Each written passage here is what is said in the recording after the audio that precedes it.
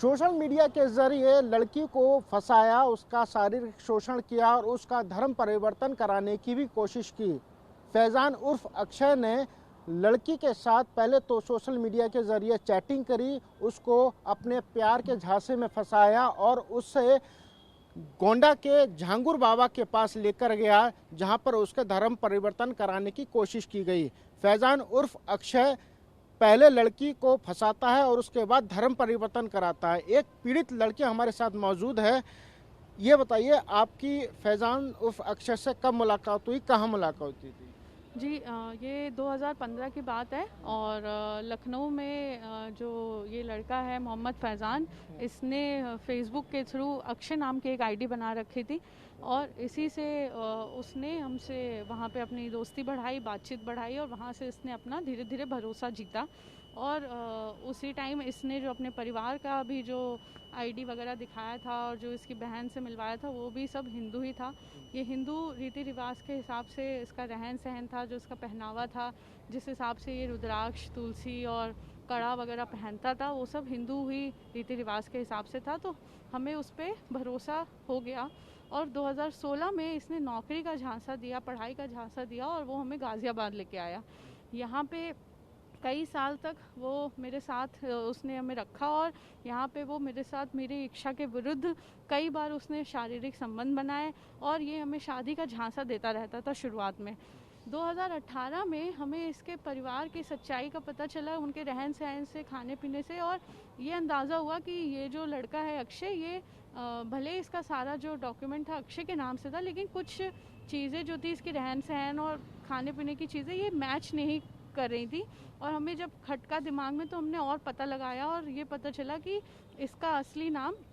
मोहम्मद फैज़ान है और ये लोग गोंडा के रहने वाले हैं और ये लोग सब मोहम्मदन है, इनका पूरा परिवार जो है ये मुस्लिम ख़ानदान से बिलोंग करते थे। तो जब हमने इस बात की आपत्ति दिखाई तो फैज़ान ने अपने माँ और बहन के साथ मिलके हमें गोंडा लेके गए और वहाँ पे इन्होंने मेरे ऊपर इस्लाम धर्म को अपनाने का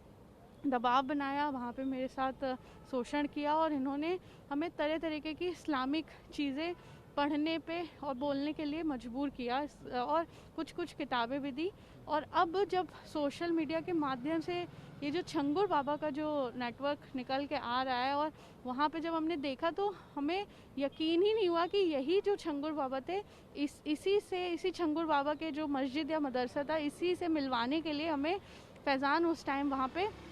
लेके गया था। और जब हम अब छंगुर बाबा की तस्वीर देख रहे हैं तो हमें याद आ रहा है कि ये वही बाबा था जिससे इसने मिलवाया था इनकी जगह पे। और वहाँ पे जब गए तो वहाँ पे और भी लड़कियाँ थी मेरे जैसे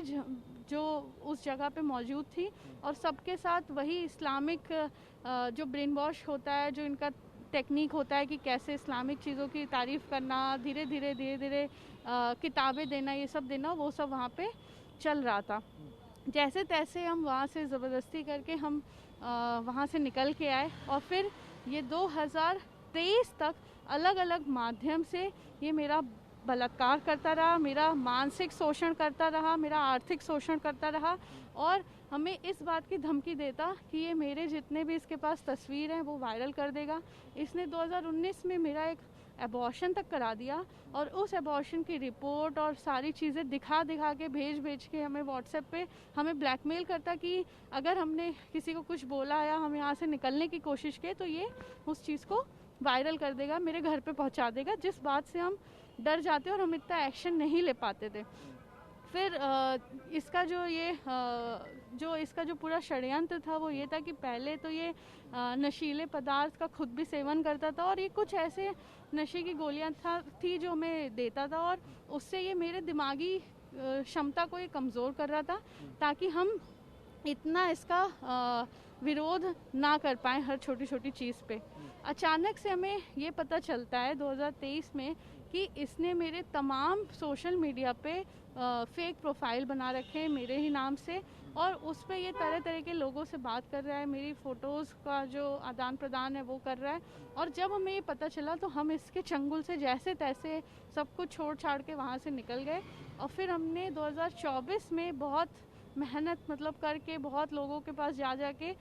कमिश्नर के थ्रू फाइनली 2024 में हमने FIR दर्ज कराई। कहाँ कराई थी एफआईआर, कहाँ दर्ज कराई आप? ये गाजियाबाद में क्रॉसिंग रिपब्लिक थाने में हमने एफआईआर दर्ज कराई, क्योंकि ये वहीं की घटना थी। और अब जब हम देख रहे हैं कि जो तमाम जो हिंदू संगठन है, जैसे एक हिंदू रक्षा दल है जिसके लिए हम आभारी हैं, उनकी जब वीडियोस हमने देखी कि वो किस तरीके से छांगुर बाबा के रैकेट का पर्दाफाश कर रहे हैं, कैसे और भी हिंदू लड़कियां हैं जो छांगुर बाबा के रैकेट में फंसी हुई हैं, तो हिंदू रक्षा दल की वीडियो हमने देखी और हम उन तक पहुंचे कि मेरे साथ भी यही घटना घटी। और अब हम वीडियो देख के इस बात का एहसास कर रहे हैं, तो हमने उनको ही मदद के लिए अप्रोच किया और फिर उन्होंने ये आश्वासन दिया कि वो मेरी इस चीज़ में सहायता करेंगे, ताकि हम अपनी कहानी को सही माध्यम से हम दुनिया के सामने रख सकें।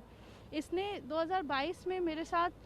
धर्म परिवर्तन की हदें पार कर दी, जब ये हमें ज़बरदस्ती लद्दाख लेके गया। और इस बात का हमने सब जो कंप्लेन में भी अपने दर्ज कराया है, अपने 161 और 164 के बयान में भी दर्ज कराया है कि 2022 में दिसंबर के महीने में जब बर्फ़ जमी होती तो ये हमें लद्दाख लेके गया। वहाँ पे इसने हमें कोई मस्जिद या मदरसा टाइप की जगह थी जहाँ पे ले जाके कुछ इस्लामिक शब्दों का बार बार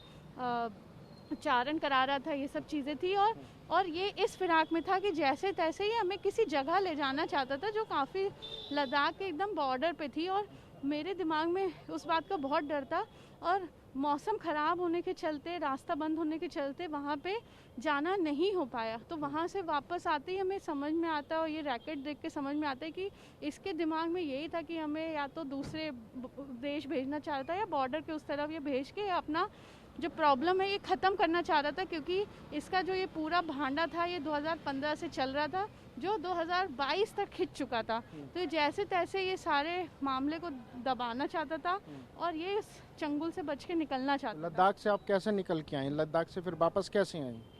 जैसे गए थे वैसे ही आए, क्योंकि मौसम आपको पता चल गया था ना कि क्या ये धर्म परिवर्तन या मुझे साइडलाइन करने के लिए ही यहाँ पर लेकर आया, तो फिर आपने उसका विरोध किया था? हमने उस वक्त विरोध किया, लेकिन इस बात का भी डर था कि अगर हम हद से ज़्यादा कुछ करेंगे तो वहाँ पे मेरे पास, क्योंकि नेटवर्क नहीं था, कुछ भी नहीं था, किसी को फ़ोन करने की कोई चीज़ नहीं थी, तो जैसे तैसे जो टिकट जो थी उसी टिकट पे बैठ के आया। और यहाँ से आने के बाद हमने उससे धीरे धीरे दूरियां बनाना शुरू किया, और 3 महीने के अंदर ये गायब भी हो गया। जब ये मार्च में गायब हुआ तो हमें फिर पता चला कि अच्छा इसने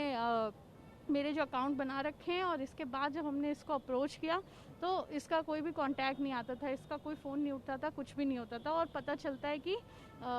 इसने वहाँ पे किसी और लड़की के साथ इसने संबंध बना लिया है, और वो चीज़ें इस दौरान ये और भी हिंदू लड़कियाँ थी जिसको इसने मोलेस्ट किया है, इसको इस तरीके से इस्तेमाल किया है, जो इसके साथ काम कर रही थी या इसके साथ कहीं पढ़ती थी। अब वो लड़कियाँ से भी मेरी अपील है कि अगर कोई भी जो फैज़ान और उसके गैंग के रैकेट के साथ, जो छंगुर बाबा का ही एक मिला जुला एक पूरा संगठन है जो इनका, उससे जुड़ी हुई है, तो प्लीज़ मेरी वीडियो देख के सामने आए और अपना जो सच है वो हिम्मत के साथ सबके सामने रखें, ताकि ऐसे लोगों को का पर्दाफाश हो सके और इन लोगों को कड़ी से कड़ी सज़ा मिल सके। आपने एक हिम्मत वाला काम किया है। मुझे ये बताइए, लास्ट आप जब छांगुर बाबा के पास गई थी तो कैसे मुलाकात हुई, क्या बातचीत हुई थी उस समय, अगर आपको याद आ रहा हो तो? हम जब वही 2018 में ही जब गए थे तो उनका यही था कि वो वहाँ पे उन्होंने अलग अलग वो रखे हुए थे, मतलब लोग जो कुछ ऐसे बुढ़े से थे, कुछ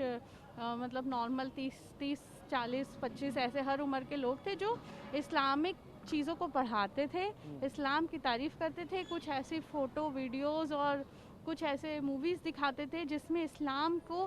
कैसे ब्रेन वॉश करना है उस हिसाब से लड़कियों को, बच्चों को, लड़कों को ये सब दिखाई जा रही थी। और उनको इसी झांसे में लेके उनको धीरे धीरे सॉफ्ट मैनिपुलेशन करके उनके साथ उनका ब्रेन वॉश किया जाता है, और साथ ही साथ उनको कुछ ऐसे खाने पीने की चीज़ें दी जाती है जिससे वो अपने जो संस्कार हैं और जो अपनी जो सूझबूझ की जो शक्ति है वो भूल के वो इस्लाम में अपना आ जाएं और इनके लिए इनका जिहाद पूरा करें। फिलहाल फैज़ान और उर्फ अक्षय कहाँ पे रह रहा है? आपको कैसे पता चला कि वो और आप ही की फेसबुक आईडी से किसी और लड़कियों को ही फंसा रहा है? ये हमें सोशल मीडिया के ही माध्यम से पता चला, और हमने फिर तभी इसके खिलाफ कंप्लेन करी, और जब कंप्लेन करी तो फिर पुलिस ने उसके खिलाफ तो एक्शन लिया और उसकी गिरफ्तारी करी, और जो 2 एक्यूज थे, उसकी माँ और उसकी बहन, उनके खिलाफ अभी तक कोई भी ठोस कदम नहीं उठाया गया। फैज़ान अभी गिरफ्तार है? हाँ। कौन सी जेल में? ये मत पूछो। जेल नहीं पता है आपको अभी। फिलहाल इनका कहना है कि फैज़ान उर्फ अक्षय हिंदू लड़कियों को टारगेट करता था, सोशल मीडिया के जरिए, चैटिंग के जरिए उनसे दोस्ती करके उनको अपनी जाल में फंसा कर झांगुर बाबा के पास ले जाता था और धर्म परिवर्तन कराने का उसका प्रयास रहता था। फिलहाल ये जो लड़की है उसे उसके चंगुल से निकल कर बाहर आ गई है और अब ये न्याय की मांग कर रही है। कैमरा पर्सन विपुल के साथ अंशुमन यादव, TV9 भारतवर्ष, नोएडा।